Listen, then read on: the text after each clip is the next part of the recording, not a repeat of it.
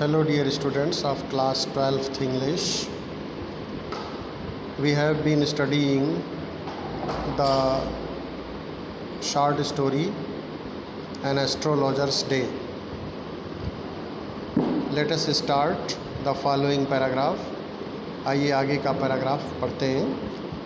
Paragraph में देखिए, जहाँ से पढ़ना है मैं बोल रहा हूँ, आप ध्यान से सुनिए। अब पिछले वाले वीडियो में देख करके भी आप पता लगा सकते हैं कहाँ से पढ़ना है। Half the enchantment of the place, यहाँ से हम आज शुरू करेंगे। तो पुस्तक में देखिए, half the enchantment of the place was due to the fact that it did not have the benefit of municipal lighting. तो देखिए, एस्ट्रोलॉजर जिस प्लेस पे बैठता था, तो उस स्थान का जो एन्चेंटमेंट था, माने जो अट्रैक्शन था, जो आकर्षण था, वह आधा तो आकर्षण इस वजह से था, was due to the fact, इस वजह से था कि वो जो स्थान था जहाँ वो बैठता था astrologer, did not have the benefit of municipal lighting, वहाँ पर कोई नगरपालिका की तरफ से लाइट का कोई मैनेजमेंट या प्रबंध नहीं था। इस तरीके से वो उसके लिए सूटेबल था।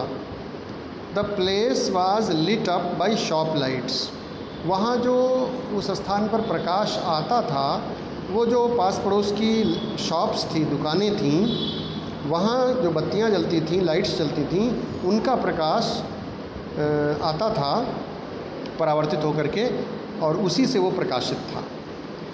1 or 2 had hissing gas lights, एक या दो लोग जो थे शॉपकीपर्स थे वहाँ के, उनके पास क्या थे? Gas lights, hissing gas lights थे। मैंने उनके पास जो लाइट का प्रबंध था वो काहे का था? गैस लाइट्स का। और वे गैस लाइट्स कैसे थे? जो हिसिंग की आवाज़ करते थे, सी की आवाज़ करके जलते थे। Some had naked flares stuck on poles, और कुछ जो शॉपकीपर्स थे उनके पास क्या थे? नेकेड फ्लेयर्स, जो जैसे जो कुप्पे जलते हैं ना, कुप्पे जलाते हैं कुछ दुकानदार लोग, तो naked flares stuck on poles, डंडों पर, पोल्स पे उन कुप्पों को नेकेड रूप से बांध रखा था उनको।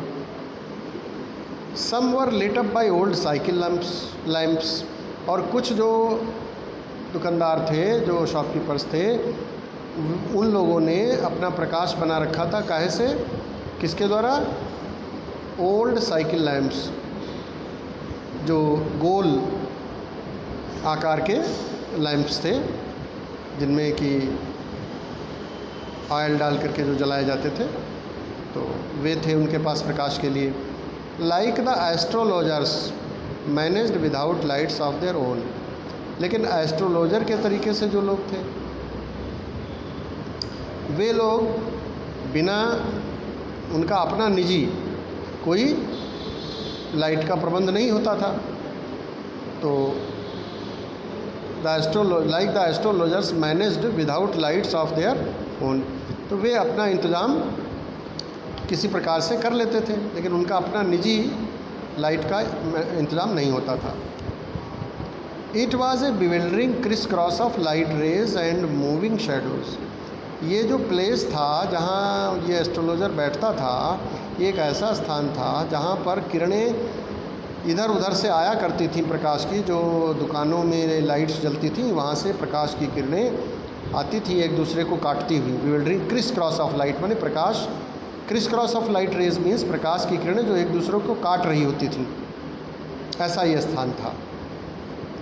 और वहाँ परछाइयाँ, मूविंग शेडोज़, परछाइयाँ चलती हुई भी नज़र आती थीं। This suited the astrologer very well, ये स्थान एस्ट्रोलॉजर को एक प्रकार से बहुत अधिक सूट करता था, उसके उपयुक्त था। For the simple reason that he had not in the least intended to be an astrologer when he began life, जब उसने जीवन की शुरुआत की थी, जब एस्ट्रोलॉजर ने अपने जीवन की शुरुआत की थी, तो उसने कभी भी ये नहीं सोचा था, ज़रा सा भी नहीं सोचा था कि उसे कभी ज्योतिषी वो कभी बनेगा, माने ज्योतिष का वो कभी काम करेगा, कभी लोगों को भविष्य बताना उसको पड़ेगा।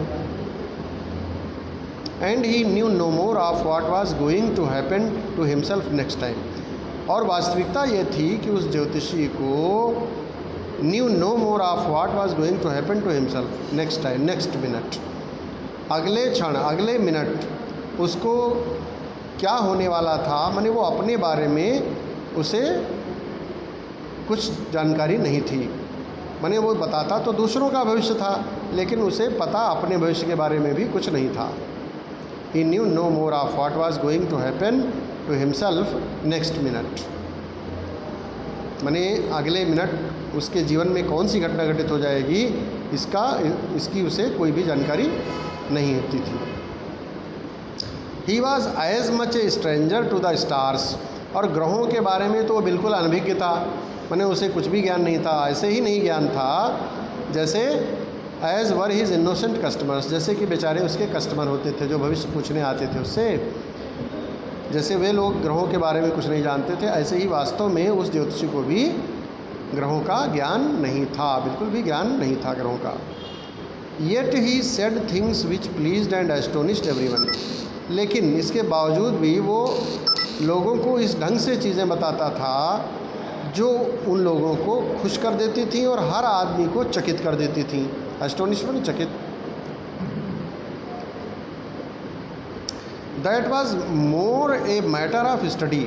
वास्तव में ये जो था, ये जो बात थी, माने जो लोग जिससे वो खुश हो जाते थे लोग उससे, ये बात किस वजह से थी? एक तो matter of study, practice and shrewd guesswork. एक तो उसने कुछ स्टडी कर रखी थी थोड़ी बहुत, और प्रैक्टिस मैंने अभ्यास किया था उसने, और उसका गेस वर्क था, कुछ अंदाज़ा भी लगाता था। तो इन सब चीज़ों के कारण जो भी लोग उसके पास भविष्य के लिए जाते थे, जानने के लिए, भविष्य जानने के लिए जाते थे, वे खुश हो जाते थे और चकित होते थे इस बात से। ऑल द सेम, इसके बावजूद भी,